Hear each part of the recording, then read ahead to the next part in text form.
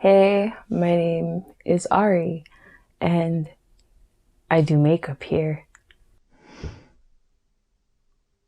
In addition to doing makeup, I dye my hair pretty often, so I figured why not review some of the brands that I've used. So I'm going to start off with Good Dye Young. Good Dye Young is a hair dye brand made by Hayley Williams. Literally my mother, not actually, like it don't even make sense that I would come from her, but Hayley Williams, one of my favorite singers from one of my favorite bands, Paramore. She was known for dyeing her hair and having her hair all kinds of colors, especially her signature orange. So she created her own hair dye brand. I bought some colors from said brand and I used them. I bought 3 colors. Cowabunga, Narwhal, and I want to say it was like Petal Pink, I think it's called, the pastel color. And we're going to talk about why I don't remember the name of that one shortly. So let's start with Cowabunga. It's described as a radioactive shade of neon green for all our bitchin' and bodacious babes. It's vegan, cruelty-free, has natural sunflower extract, and it's ammonia-free, formaldehyde-free, peroxide-free, and PPD-free. It's described as a creamy, vegan, and cruelty-free formula in a 5-ounce tube, botanically infused with natural sunflower extract. Those things I literally just said, oh my god. Cowabunga was the first color I used. I'm going to put a picture up here or over here of what it looked like when I had Cowabunga in my hair. This color was the bomb. I loved it. Everybody else loved it. It's really great. I still have some, so I'll probably be doing green again at some point. I don't have the containers with me because I filmed this video before, lost all the footage. I have no clue where all the colors are, honestly. I probably threw Petal Pink away, like, if I'm being like 100% real with you. These colors, like Cowabunga, it comes out way darker of the tube than it is. It's like, oh, I guess I'm gonna have dark green hair. And then I rinsed it out and it was like bright. So the color like can be kind of trippy with these because they look darker out of the tube than they show up on your hair. Obviously, unless your hair is like a darker shade of blonde or brown, then it'll obviously look darker on your hair. All of the dyes are like really thick and creamy, very kind of like conditioning. They have very hair safe ingredients. You know, they're infused with different oils and extracts that help your hair. They're also bergamot scented, so like heavily bergamot scented. But I like bergamot, but I know if you're sensitive to smell and things like that, definitely don't get these because bergamot itself is a very strong scent. So it's a very strong smelling product. Yeah, so the green, I liked the color, that color like the most. I got a lot of compliments on it.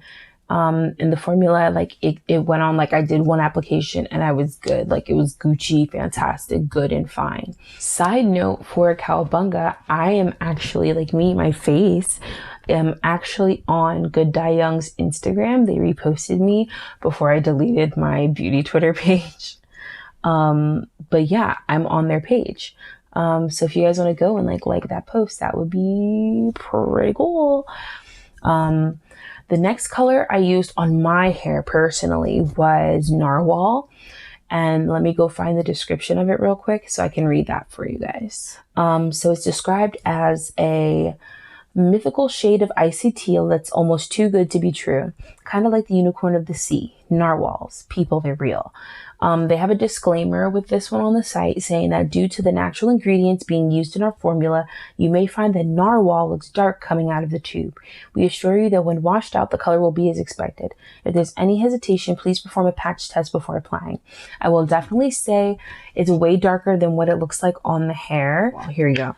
All right, so here's Narwhal. You can kind of see, I'll squeeze it a little bit. So you see, like, it looks like really deep blue, but I'll show you a picture of what it basically looks like in my hair. Like, it doesn't look super duper dark. And like I said, it is an icy teal, but the color coming out darker can be misleading. And same thing with Cowabunga, but Cowabunga didn't have a disclaimer like that on the site. Guessing that maybe it's like that with all their bright colors. I don't know. I've only used the two, so I'd have to use more to like see. It has all the same ingredients other than the pigment, same scent, the bergamot. But this one, it took a little bit for it to actually take to my hair. So I did one round of bleach, waited a day, did another round of bleach, and then it was like pretty toned at that point. So I put this on. So you're supposed to put this on for 30 minutes at least. I think I had it on for maybe like an hour probably. I usually just put this stuff in and just like leave it, go about my life for a bit. Rinsed it out and it looked really uneven. So I had to do another round of it. So I had to, you know, cover my head again. And that time I left it on overnight. And then it took like really even after that.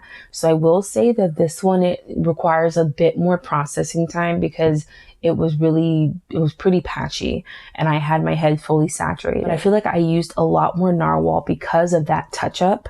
And then the touch up I had to do after that. Cowabunga had really good staying power. I think I only touched it up like once. With Cowabunga, I actually let it fade. Then I bleached and touched up my hair so I could get my roots. And then I put more on. And so each time I only did one round of color. So I literally had to use Narwhal like 3 times outside, like with my initial application. Then I had to touch up that initial application. Then, you know, a little while later, I touched it up again versus where with Cowabunga, I did one round of it, waited, it faded some, and I did another round. And I think when I touched up Cowabunga, I literally mixed it with some conditioner and it still revamped the color really well. And so it wasn't Petal Pink, it's called Pink Puff is the other color I used. Now this one, I have a little mini problem with.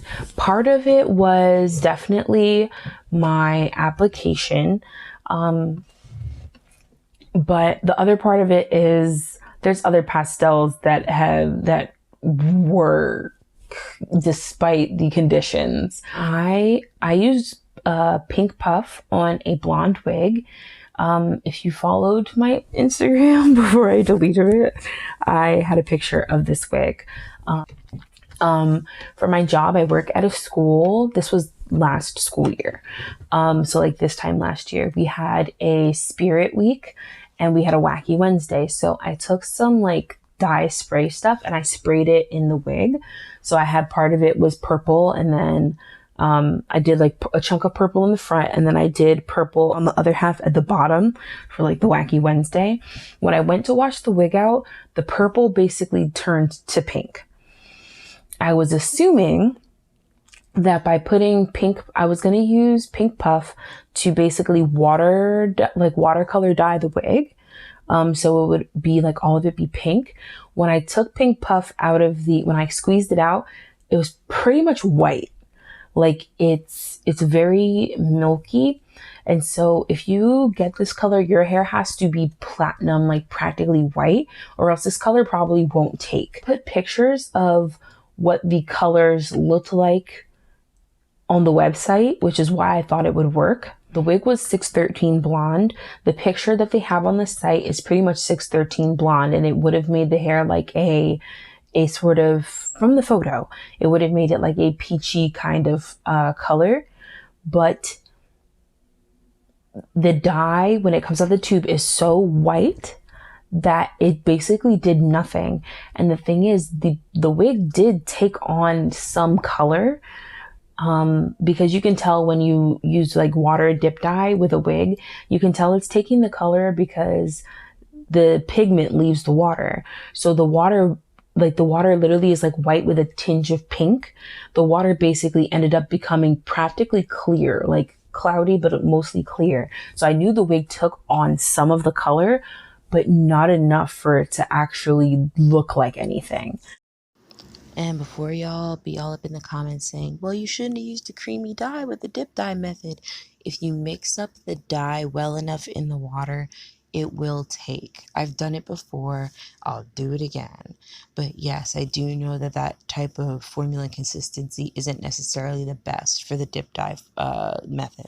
So that was like the most disappointing one. And that's why I say that if you use their pastel colors, your hair has to pretty much be white because it's not going to show up otherwise. The photos they have are very misleading. For me, it's like, if your hair is this color, this is how it will probably look.